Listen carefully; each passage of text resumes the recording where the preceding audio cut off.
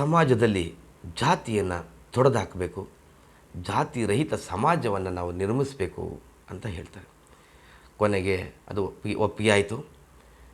ಅಂಬೇಡ್ಕರ್ ಅವ್ರನ್ನ ಸಂವಿಧಾನದ ರೂಪುರೇಷೆಗಳನ್ನ ಸಿದ್ಧ ಮಾಡೋದಕ್ಕೆ ಅವ್ರನ್ನ ಅಧ್ಯಕ್ಷರನ್ನಾಗಿ ನೇಮಕ ಮಾಡ್ತಾರೆ, ಕರಡು ಸಮಿತಿ ಅಧ್ಯಕ್ಷರನ್ನಾಗಿ ಮಾಡ್ತಾರೆ.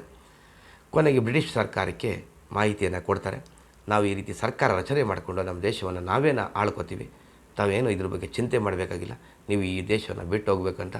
1947ನೇ ಇಸ್ವಿನಲ್ಲಿ ಭಾರತ ಸ್ವತಂತ್ರ ಆಯಿತು. ಮೊದಲನೇ ಸಲ 1 ವರ್ಷದವರೆಗೆ ಲಾರ್ಡ್ ಮೌಂಟ್ ಬ್ಯಾಟನ್ ಇಲ್ಲೇ ಇರ್ತಾರೆ, ಇಲ್ಲಿ ಆಡಳಿತವನ್ನು ನೋಡ್ಕೋತಾರೆ.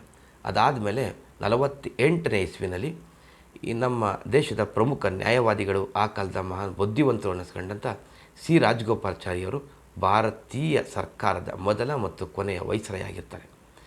ನಂತರ ಮುಂದೆ ಚುನಾವಣೆ ನಡೀತು, ನೆಹರು ಪ್ರಧಾನಿಯಾದರು. ಅಂಬೇಡ್ಕರ್ ಅಭಿಪ್ರಾಯದ ಪ್ರಕಾರ ಇಲ್ಲಿ ಎಂಥ ಸರ್ಕಾರವನ್ನು ಮಾಡಬೇಕಾಗಿತ್ತು, ಜಾತ್ಯತೀತ ಸರ್ಕಾರ ಅಂತ ಹೇಳಿದರು. ಜಾತಿ ಇಲ್ಲದ ಸರ್ಕಾರ, ಜಾತಿ ಇಲ್ಲದ ಆಡಳಿತವನ್ನು ಮಾಡಬೇಕಂತ ಹೇಳಿದರು. ಆದರೆ ಏನಾಯಿತು, ಜಾತಿಯ ಆಧಾರದಲ್ಲಿ ಸಮಾಜವನ್ನು ಒಡೆಯಲಾಯಿತು.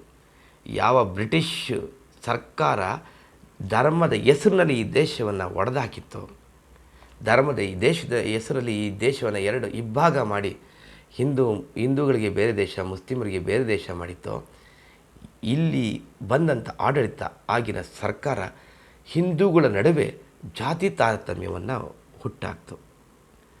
ಇವತ್ತು ಆಗಿರ್ತಕ್ಕಂಥದ್ದು ಯಾವ ಮಟ್ಟಕ್ಕೆ ಹೋಗಿದೆ ಅಂತಂದರೆ, ನಾನು ಕೆಲವು ದಿನದ ಹಿಂದೆ ಒಬ್ಬ 10ನೇ ತರಗತಿ ವಿದ್ಯಾರ್ಥಿಯನ್ನು ಸ್ವಾತಂತ್ರ್ಯ ದಿನಾಚರಣೆ ಅವತ್ತು ಅವನನ್ನು ಪ್ರಶ್ನೆ ಕೇಳಿದೆ, ಇವತ್ತು ಏನು ಫಂಕ್ಷನ್ ನಡೀತಾ ಇರೋದು ಅಂತ.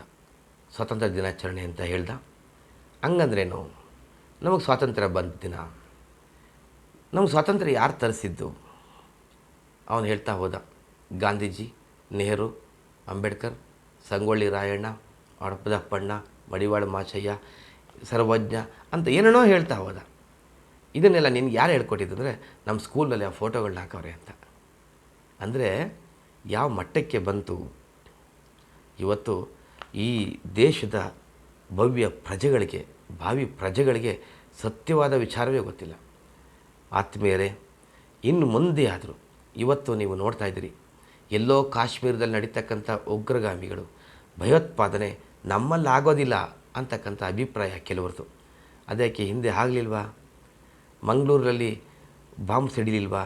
ಮೈಸೂರಲ್ಲಿ 12 ಕಡೆ ಬಾಂಬನ್ನು ಇಟ್ಟು ಸಿಡಿಸಲಿಲ್ವಾ? ಬೆಂಗಳೂರಲ್ಲಿ ಆಗಲಿಲ್ವಾ? ಬಳ್ಳಾರಿಲಿ ಆಗಲಿಲ್ವಾ? ಮಂಗಳೂರಲ್ಲಿ ಭಯೋತ್ಪಾದಕರು ಸಿಕ್ಕಾಕೊಳ್ಳಿಲ್ವಾ? ಕೇರಳದಲ್ಲಿ ಸಿಕ್ಕಾಕೊಳ್ಳಿಲ್ವಾ? ಮೈಸೂರಿನ ಉದಯಗಿರಿನಲ್ಲಿ ಭಯೋತ್ಪಾದಕರ ತಾಣ ಪತ್ತೆ ಆಗಲಿಲ್ವಾ? ನಾವು ಯಾಕೆ ಇಷ್ಟೊಂದು ಕುರುಡಾಗಿದ್ದೀವಿ? ಆಲೋಚನೆ ಮಾಡಿ. ಇನ್ನು ಮುಂದೆ ಆದರೂ ಜಾತಿಯನ್ನು ಬಿಟ್ಟು ನಾವೆಲ್ಲರೂ ಒಂದೇ, ನಾವೆಲ್ಲರೂ ಭಾರತೀಯರು ಅಂತಕ್ಕಂಥ ಮನೋಭಾವನೆಯಲ್ಲಿ ನಮ್ಮ ಸ್ವಾರ್ಥವನ್ನೆಲ್ಲ ಬಿಟ್ಟು, ಇತಿಹಾಸದಲ್ಲಿ ಏನು ನಡೀತು, ಇತಿಹಾಸದಲ್ಲಿ ಅಷ್ಟೊಂದು ಘೋರ ಹತ್ಯಾಕಾಂಡಗಳು ಯಾಕೆ ನಡೆದಿದ್ದೋ, ಅದಕ್ಕೆಲ್ಲ ಕಾರಣ ಏನು ಅಂತಕ್ಕಂಥ ನೀತಿಯನ್ನು ನಾವು ಅಳವಡಿಸ್ಕೊಂಡು ಮುಂದೆ ಆದರೂ ಸ್ವಸ್ಥ ಸಮಾಜವನ್ನು ನಿರ್ಮಾಣ ಮಾಡಬೇಕು. ಭವಿಷ್ಯದಲ್ಲಿ ನಮ್ಮ ಮಕ್ಕಳಿಗೆ ಉತ್ತಮ ಸಮಾಜವನ್ನು ನಿರ್ಮಾಣ ಮಾಡಿಕೊಟ್ಟು ನಾವು ಹೋಗಬೇಕು ಅಂತ ಹೇಳ್ತಾ ಇವತ್ತಿನ ಸಂಚಿಕೆಯನ್ನು ನಾನು ಮುಗಿಸ್ತಾ ಇದ್ದೀನಿ. ಧನ್ಯವಾದಗಳು.